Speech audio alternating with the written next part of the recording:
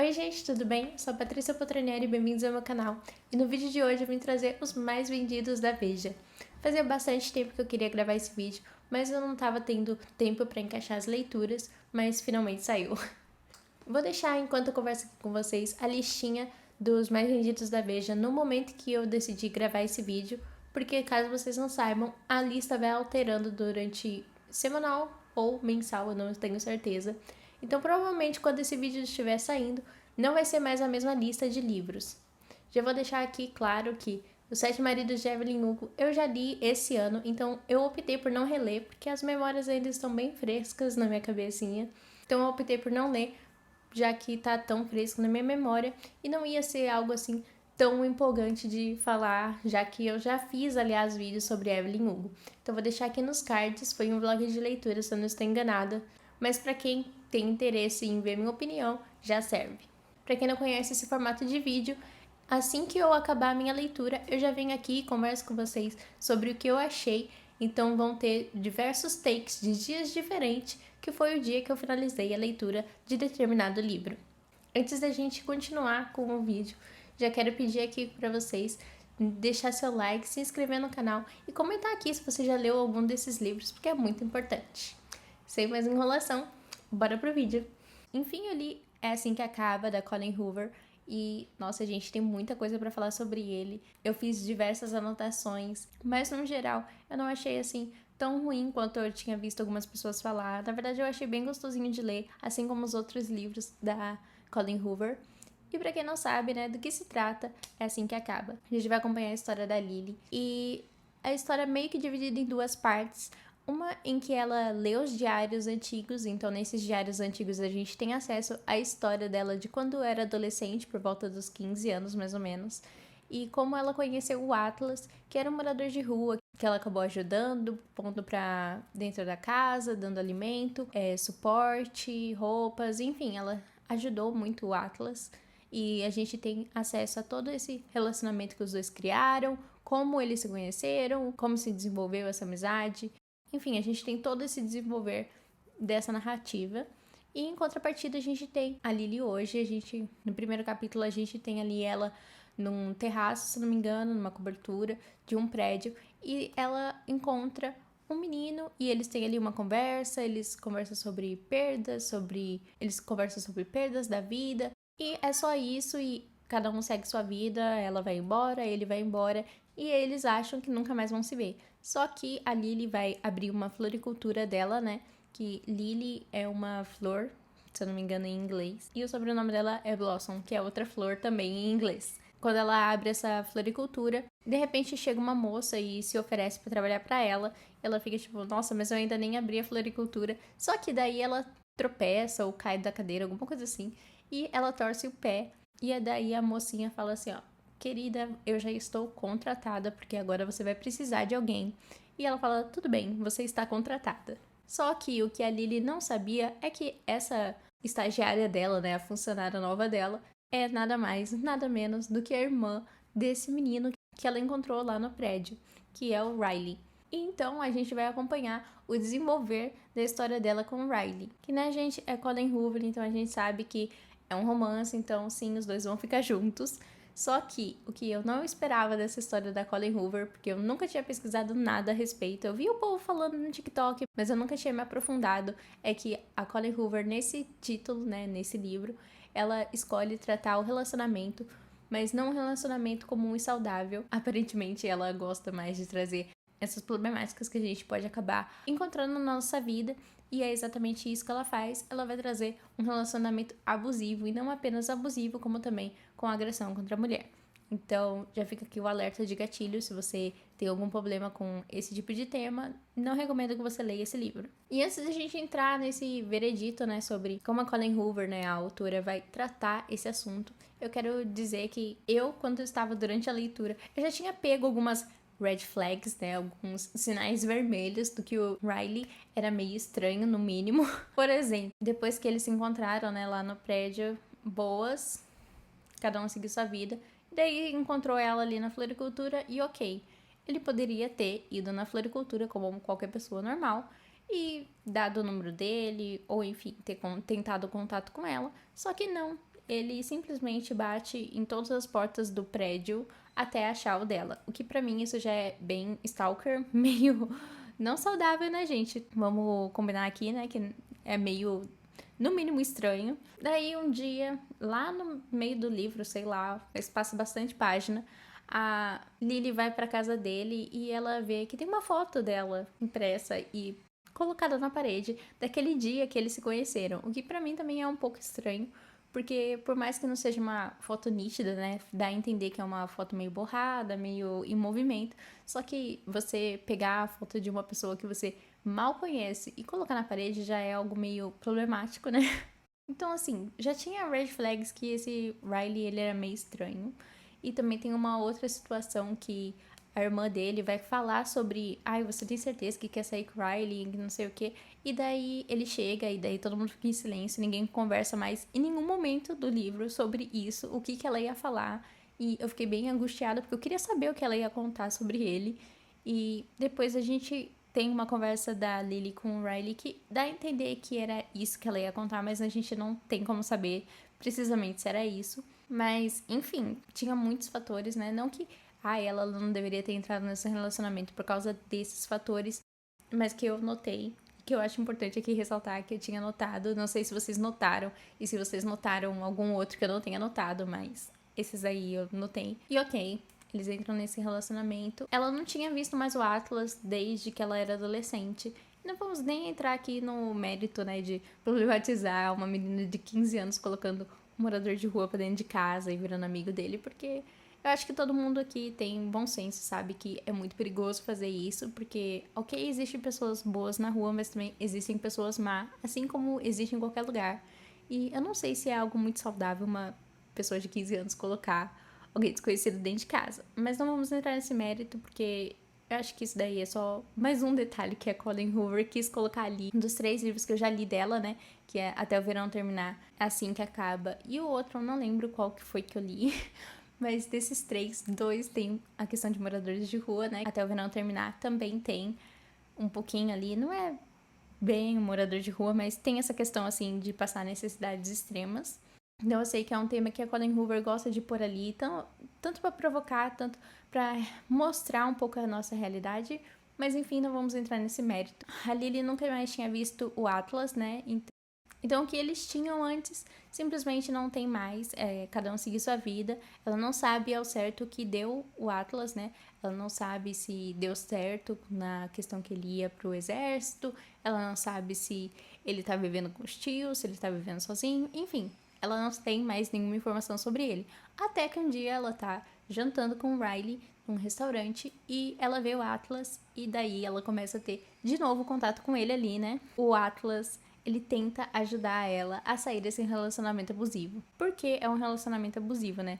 Fora ele ser meio stalker. Em diversos momentos do livro ela sofre agressão, né? Então, não lembro se tinha agressão verbal, mas física tem diversas. Até uma, assim, que virou meme no TikTok, né? Que é o Riley que joga ela da escada. E ele fala, não, te empurrei da escada, você caiu, que não sei o quê. O clássico, né, gente? A gente já tá cansado de ouvir isso por aí, então... E a Riley, ela tem muito forte essa questão de eu preciso sair disso, eu não posso deixar isso acontecer comigo, só que ao mesmo tempo não é tão fácil sair. Isso eu achei um ponto muito bom, que a Colleen Hoover mostrou que não é tão preto no branco você sair de uma situação assim. Ela mostra as dificuldades, os questionamentos dentro da cabeça da personagem, enfim. Foi muito bem trabalhada essa questão. Só que, ao mesmo tempo, ela acaba fazendo com a gente uma empatia, assim, pelo Riley, que eu acho que eu não gostaria de ter tido durante o livro. Porque ela tenta meio que justificar o porquê ele fazer isso. E eu acho que não tem justificativa. Isso é minha opinião, né? Eu acho que não deveria tentar justificar o porquê ele faz isso, porque independente se ele tem problemas, independente se acontecer alguma coisa na vida dele, não cabe a ele, né, descontar isso em pessoas à volta dele. E a Riley já tinha essa questão de agressão com a mãe e o pai dela, que o pai dela sempre agrediu a mãe dela e a mãe dela sempre continuou naquela vida e ela nunca conseguiu entender o porquê. Então ela meio que vê que isso é um ciclo, como se ela estivesse repetindo o ciclo que a mãe dela passou. Mas enfim, eu não vou entrar em muitos detalhes aqui, pra gente não acabar entrando em spoilers e afins. Tentei aqui trazer o máximo de detalhes que eu pude, né? Sem contar nada muito importante da história que vai afetar a leitura de vocês. Mas o que eu achei, então, não todo. Eu gostei bastante do livro, eu acho importante a gente debater sobre esse tema. Eu gostei mais ainda das notas da autora depois que termina o livro, só que eu acho que essas notas deveriam ter vindo antes, para que você leia o livro com outro olhar. Não que você lê depois, que a gente não vai sentir o que ela quis transmitir, a gente sente. Só que eu acho que ele enriquece ainda mais o livro se você anota da autora antes. Eu sei que pode ter dado alguns spoilerzinhos, né, nessa nota da autora, porque ela conta a vida dela e pra quem ela escreveu esse livro e por que cada personagem é de cada jeito, né. No caso, a Lily, a mãe dela, e enfim, e as decisões que elas tomam. Mas eu acho que poderia ter, assim, um cuidado maior em falar com a leitora antes da leitura do livro. Eu sei que, né, normalmente os livros da Colleen Hoover não é para um público muito novo, então eu acho que todo mundo que vai ler Colleen Hoover vai ter esse olhar um pouco mais crítico, não vai levar isso, tipo, como, eu quero isso pra minha vida, ninguém vai ler é assim que acaba e pensar, nossa, eu quero Riley na minha vida, não. O que me incomodou um pouquinho e que fez eu tirar algumas estrelas foi essa certa empatia que a gente acaba tendo uma empatia demais com o Riley e tentando justificar o que ele faz, que eu acho que realmente não tem justificativa, mas num todo eu gostei bastante da leitura, eu gostei a escrita da Colleen Hoover, né, não tem nem o que falar, ela escreve de um jeito muito fluido, você vai lendo e você não quer parar de ler porque é muito envolvente. Esses são os pontos positivos e é o porque eu acho que o livro dela tá bombando tanto, né, fora a questão, né, de que ela trata de relacionamentos e vidas mais realistas, né, mesmo cheio de desgraça, você já passa desgraça o dia todo na sua vida, você ainda vai ler Colleen Hoover e viver mais desgraça. Mas eu acho importante a gente ter essa quebra um pouco dos romances perfeitos na literatura. Eu acho que a Colleen Hoover tá fazendo isso muito bem. Então foi só por isso mesmo que eu tirei essas estrelinhas aí. Eu sei também de mais problemática que tem nesse livro, né? Porque, enfim, o TikTok aí vem cancelando livros todo dia, né? E eu já vi sobre É Assim Que Acaba. Mas os pontos que eu achei mais importante pontuar foram esses. Eu não sei se eu deixei alguma coisa passar. Se vocês já leram É Assim Que Acaba também, me deixem aqui nos comentários o que vocês acharam, se vocês notaram mais alguma coisa. Não o Riley mereceu essa empatia que a autora criou, ou se foi exagerado. Vamos conversar aqui, né, nos comentários sobre o que vocês acharam desses livros. Mas já comecei muito bem, né, essa lista dos mais lidos da Veja, porque acho que de todos esses que tem na lista da Veja, esse era o que eu tava mais ansiosa pra ler por causa da repercussão que ele tem, né. E agora vai ter até o segundo, que é com o Atlas, se eu não me engano, é mais focado no Atlas. Então, quem sabe eu já não trago um vídeo no canal, né, comparando esses dois livros e falando um pouco mais sobre o que eu gostei e o que não gostei dos dois. E eu acabei de ler A Hipótese do Amor. Resumindo, eu gostei bastante, mas não é um dos meus livros favoritos. Desculpe decepcionar aqui vocês, né? Mas antes de começar aqui, já saí falando do que eu achei. Vamos dar aqui uma breve introdução para quem ainda não conhece o título. Nada mais é do que um romance que foi escrito inicialmente como uma fanfic. Uma fanfic de Star Wars, se eu não estou enganada. Eu não conheço nada de Star Wars, então pra mim não faz muita diferença esse background de fanfic. E então eu também não consegui imaginar os personagens de Star Wars porque eu simplesmente não conheço. E se você também não conhece, não tem interferência nenhuma pra história, porque o único background mesmo de ser uma fanfic é os dois personagens serem de Star Wars. Não tem referência, não tem coisas de Star Wars no meio, então pode ir tranquilo que isso não faz diferença. E a gente vai acompanhar a Olive. A Olive tá sempre nesse ambiente acadêmico, né? Ela é cientista, pesquisadora. E a gente começa o primeiro capítulo ali com ela no banheiro, que a lente de contato dela tá vencida, então ela não para de chorar. E um homem desconhecido vem e ajuda ela, conversa com ela e acaba aí. E a gente já vai pro próximo capítulo, que é alguns anos depois, ou alguns meses, eu não me recordo bem. E assim, né, gente? Qualquer pessoa já sabe, né, que ele é o Adam, que é o menino que ela vai ficar no final do livro, porque é um romance, e é um romance clichê, então a gente já sabe mais ou menos que ponto que vai levar o livro. E quando a gente pula aí pra esse próximo capítulo, alguns meses ou anos depois, a gente tem a Olive tentando provar pra amiga dela que ela superou o antigo relacionamento, que ela pode ficar com o ex-namorado dela, que tá tudo tranquilo. Só que o que acontece, né? Ela resolve mentir pra amiga dela e falar que vai sair no encontro com o novo namorado dela. Só que ela passa ali na universidade, porque ela não tem um novo namorado. E a amiga dela aparece ali. e daí, no meio do desespero, ela simplesmente beija um estranho. Sim, ela beija um estranho. Essa parte me deixou um pouco incomodada, porque imagina o seguinte, se fosse um homem beijando uma mulher desconhecida. Pois é, seria bem estranho, né? Tanto que o Adam, depois que a amiga dela vai embora e ela tenta se desculpar e explicar a situação, ele fala, não, gente, eu vou te processar de assédio, porque isso é assédio que você fez comigo. E realmente, né, gente, assédio. Isso é meio problemático, mas ok, é um livro, ok, isso daí é ficção. Beleza, seguimos pra frente, o Adam fala tudo bem, tudo certo, então vamos fingir que somos namorados, e daí eles fingem que são namorados. E como todo fake dating, né, a gente sabe, vai dar certo, eles vão ficar juntos. Daí, assim, tem algumas situações meio estranhas entre os dois, tipo, ela tem que sentar no colo dele numa convenção, ela passa o protetor nele em uma outra convenção, meio, assim, mais descontraída, vamos dizer assim. Que são pontos, assim, que eu não curti muito, só que eu entendo por ser uma fanfic. Então, assim, muitos pontos que eu vejo as pessoas reclamando desse livro, eu entendo de estar ali por ser uma fanfic. Na minha adolescência eu li muita fanfic e eu escrevia fanfic. E quando você vai ler e escrever fanfic, geralmente você segue um padrão, assim, de acontecimentos. Tá tudo certo, assim, geralmente você é mais nova, não tem tanta maturidade. Então eu entendo esses pontos por se tratar de uma fanfic. Ele não é um livro que ela escreveu pensando, nossa, vai ser um livro, vai bombar e etc e tal. Então eu entendo de ter esses, vamos dizer assim, meio que momentos não tão bons assim, né?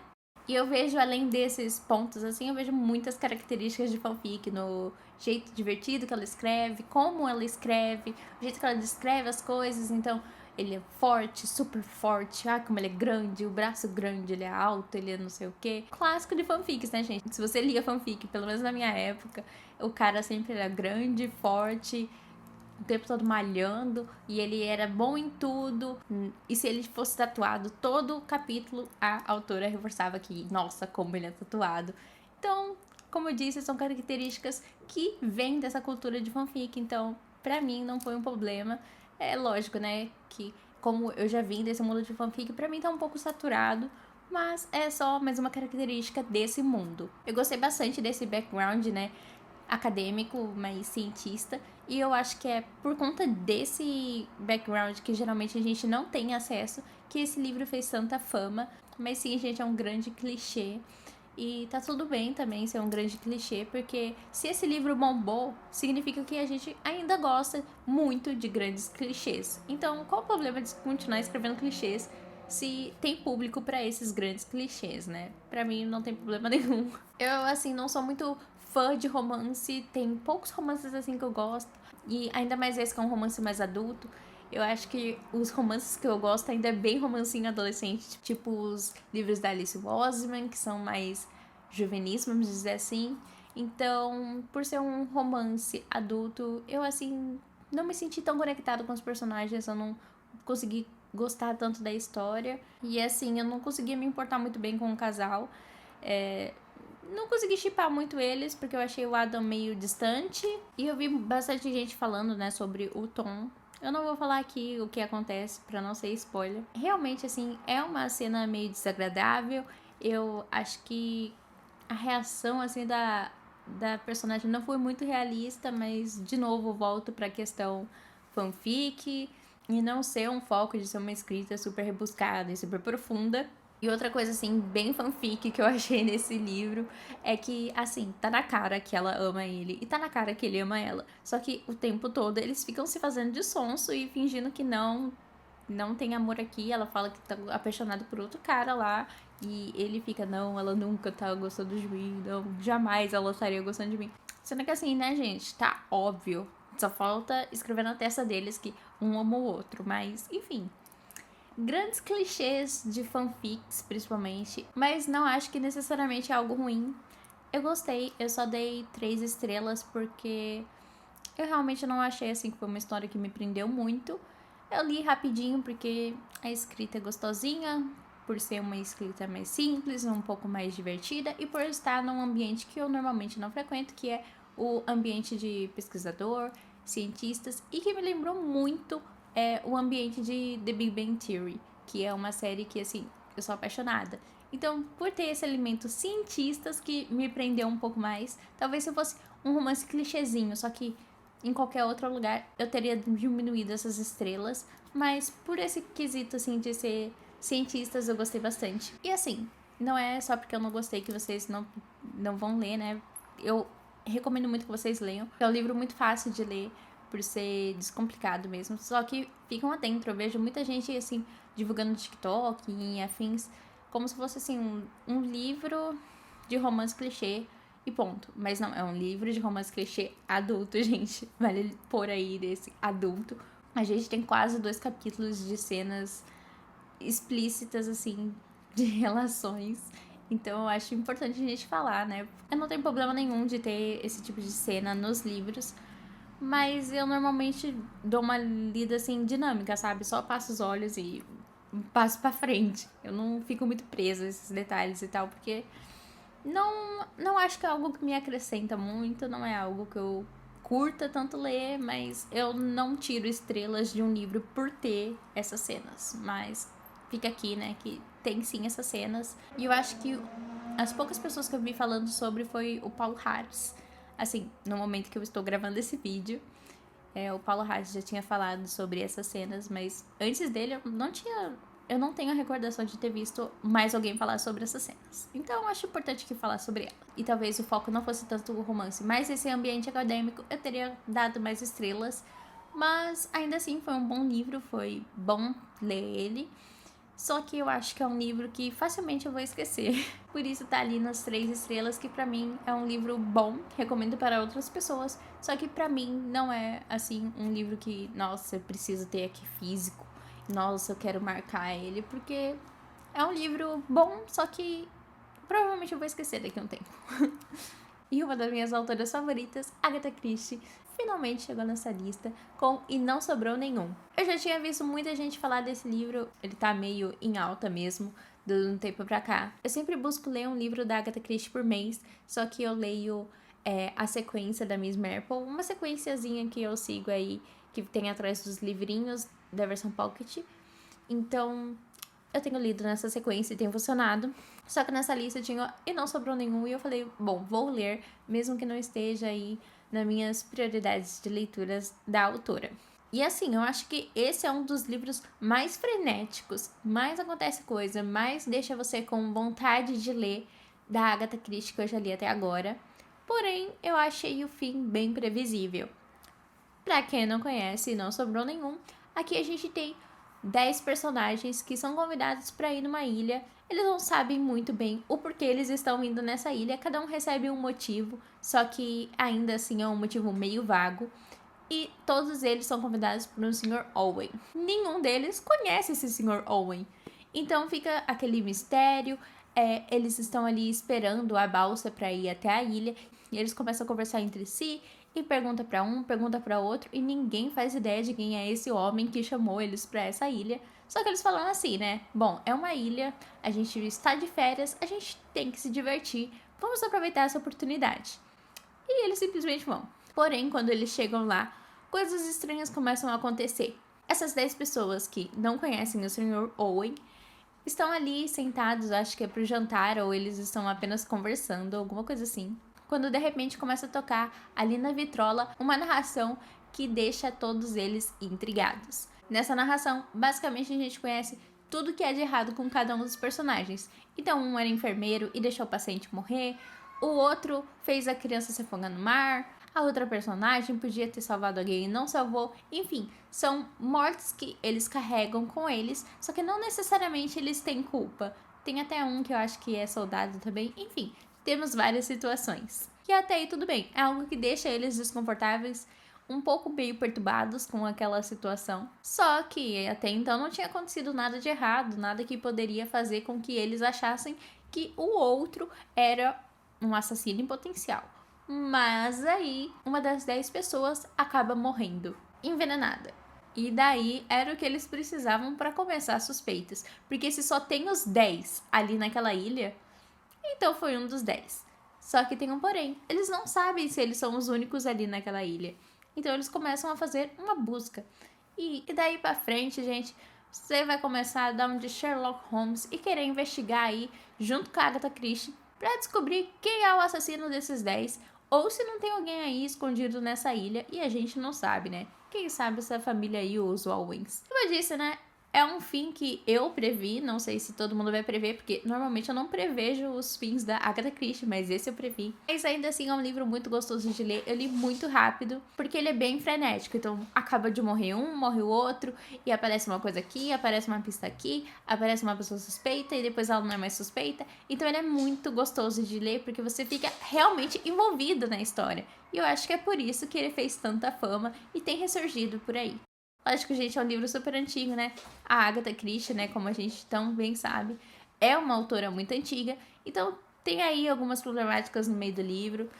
Tem aí alguns furos de roteiro, né, no meio do livro. E com certeza, hoje em dia, a gente tem narrativas muito mais bem construídas e mistérios muito mais difíceis de resolver do que Não Sobrou Nenhum. Só que ainda assim eu acho que Não Sobrou Nenhum é simplesmente incrível. Ainda mais quando se trata da época que foi escrito. De todos os livros da Agatha Christie, eu acho que esse daqui, por enquanto, é meu favorito.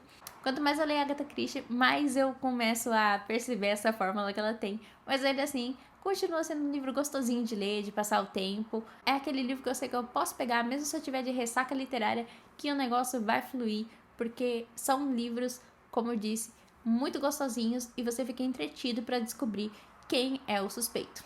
Mas claro, né, gente? Se tratando de Agatha Christie, no final a gente vai ter o investigador que vai sentar e explicar tudo pra gente. Então, se você não pegou quem matou, fique tranquilo. No final tá tudo explicadinho, tintim por tintim, cada pista e o porquê que aquela pista tava ali, porquê que é fulano e não ciclano. Então, se você é uma pessoa muito lenta, igual eu sou na maioria das vezes, relaxa que a Agatha vai explicar pra você. Então, para esse livro, eu acho que eu dou 4 estrelas e meia. Fico por aí. Eu não dou 5 estrelas, porque como eu ainda não li todos os livros da Agatha, eu quero deixar os 5 estrelas pro livro que eu, assim, ó, achar perfeito. Quem sabe aí, futuramente, eu não termine de ler esses livros, mas a mulher tem muitos livros, eu acho que tem uns 70. Então, vamos aí com calma. Mas se um dia eu terminar, eu quero muito ranquear todos os livros da Agatha e colocar assim, pra vocês verem quais eu gostei mais e qual eu gostei menos. Enfim, eu acho que eu já me estendi demais aqui de Não Sobrou Nenhum e até me empolguei, assim, falando sobre ele, porque eu realmente gostei muito e superou minhas expectativas. E para completar a última leitura dos mais lidos da Veja, eu finalmente li A Revolução dos Bichos.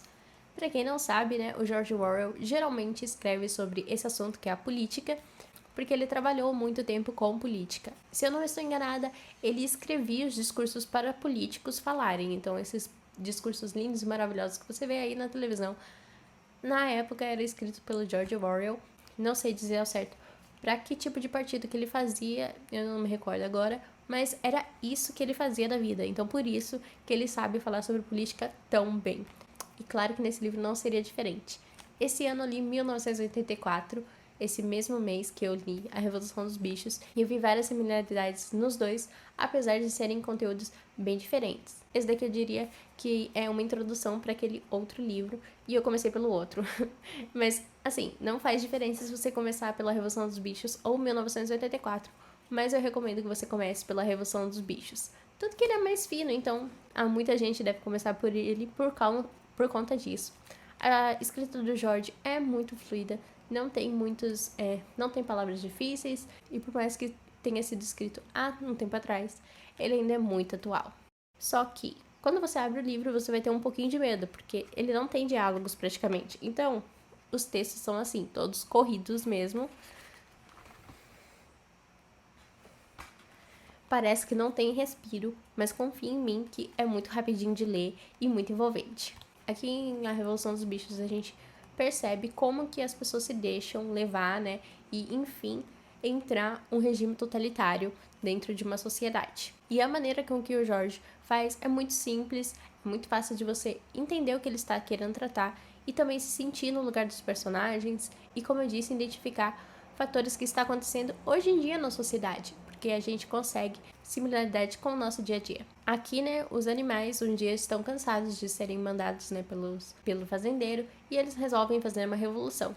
E dentro dessa revolução, quem toma a frente ali são os porcos. E a partir desse momento, os porcos nada mais, nada menos começam a se assemelhar cada vez mais com os próprios humanos, que eles no início não gostavam. Ou seja, se eles reclamavam que antes eles trabalhavam demais, não recebiam, e agora continuam trabalhando demais, e os porcos ficam com a grande parte. Porém, conforme os anos vão se passando, as gerações vão envelhecendo e a nova geração não se lembra como que era antes de existir os porcos, né? Quando tinha o fazendeiro. Então, para eles está maravilhoso, e para a geração que está mais velha, eles pensam: bom, agora está ruim, mas quando estávamos com os fazendeiros era muito pior, por mais que eles não lembrem exatamente como estava quando era com o fazendeiro. E daí tem algumas regras que eles pintaram, né, na parede, de que devam seguir. Então, sei lá, os animais não podem se comportar como os humanos. Daí esses porcos falam assim: ah, fulano vai lá e pinta, tipo, exceto quando acontecer tal coisa. Então, quando a população questiona: mas peraí, a gente não podia se comportar como os humanos, os porcos falam: não é isso que está escrito na parede. Como os outros animais têm dificuldade para ler e para entender o que está escrito ali, quando eles veem que foi alterado, eles pensam: será que sempre foi assim? Nossa, não me lembrava que era assim. Que bom que eu vim ler. Esse daqui, como eu disse, eu acho que é uma boa introdução para 1984, que o regime já está tipo, num nível muito superior do que aqui. Então aqui a gente vê um regime totalitário se formando e a população aceitando aos poucos isso, sem perceber, logicamente. E em 1974 a gente vê já o regime totalmente totalitário e sem liberdade, e sem poder fazer mais nada, e moldando o que as pessoas pensam e fazem. A Revolução dos Bichos eu achei que é uma boa pegada até para você explicar a política para crianças, por exemplo. Eu achei que o jeito que o George fala como eu disse, é muito claro e é muito simples. É um livro que a gente poderia, por exemplo, ler no ensino médio, ao meu ponto de vista, porque ele é muito importante. Teria como ter dado menos estrelas, eu dei 4. Eu só não dei 5. E eu só não dei 5 mesmo porque poderia ser desenvolvido um pouquinho mais a fundo. Só que ainda assim, eu acho que pelo que o George se propôs, cumpriu com excelência.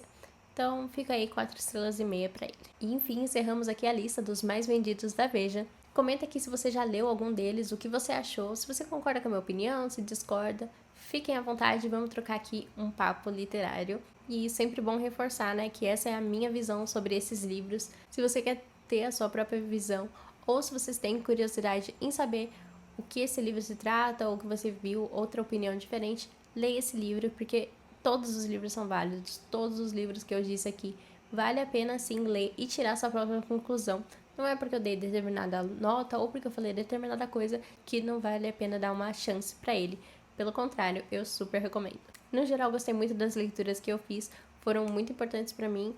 Algumas foram mais leves, outras um pouco mais pesadas. Foi muito divertido gravar esse vídeo, por mais que eu tenha demorado bastante, né, pra reunir todas essas leituras por conta do meu cronograma.